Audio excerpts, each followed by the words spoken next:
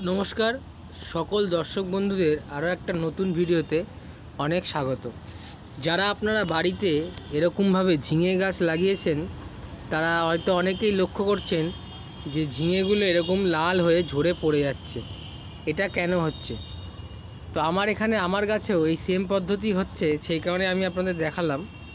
এখানে যে ছোট ছোট ঝিঙে আসছে সেগুলো অনেক সময় ফুল ফোটার আগে এবং অনেক সময় ফুল ফোটার পরে এরকম অবস্থাতে লাল হয়ে ঝরে যাচ্ছে।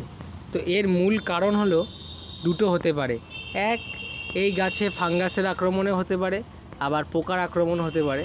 এছাড়া ঝিঙেগুলো সঠিকভাবে পলিনেশন না হয় সেই কারণেও কিন্তু ঝিঙে ঝরে যেতে পারে। তাই আমরা যেটা করব, প্রথমত এটা করতে হবে আমাদের, যখন এরকম অবস্থায় থাকবে ঝিঙেগুলো, এর ফুলটা আজকে আমি একটু আগে পলিনেশন করে দিয়েছিলাম, হ্যান্ড পলিনেশন। ফুল যখনই এরকম ঝরে যাবে, তো ফুল ঝরে যাওয়ার পরেই আপনাদের যেটা করতে হবে সেটা এই যে অবস্থায় যখন ফুলটা সবে ফুটবে তখন এটা হচ্ছে আপনাদের যে কোনো একটা এরকম পুরুষ ফুল নিয়ে এই ফুলের সাথে এর ভিতরে যে পরাগরেণু থাকে সেটার সঙ্গে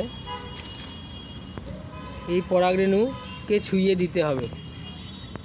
এর ফলে পলিনেশন সঠিকভাবে সম্পন্ন হবে এবং ঝিঙেটা কিন্তু গাছে দাঁড়াবে। এটা হচ্ছে প্রাথমিকভাবে আপনারা এটা করতে পারেন।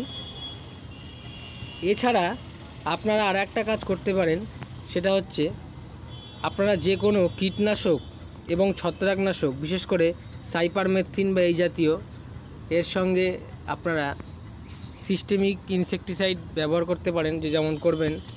আর ফাঙ্গিসাইড হিসাবে যেটা ব্যবহার করবেন বা ছত্রাকনাশক, সবচেয়ে বেটার হয় এর সঙ্গে সাফ, SAAF, সাফ, যে কোনো সারের দোকানেই পাবেন। এটা মিশিয়ে স্প্রে করে দিলে কিন্তু এরকমভাবে ঝিঙেগুলো লাল হয়ে গাছের থেকে ঝরবে না।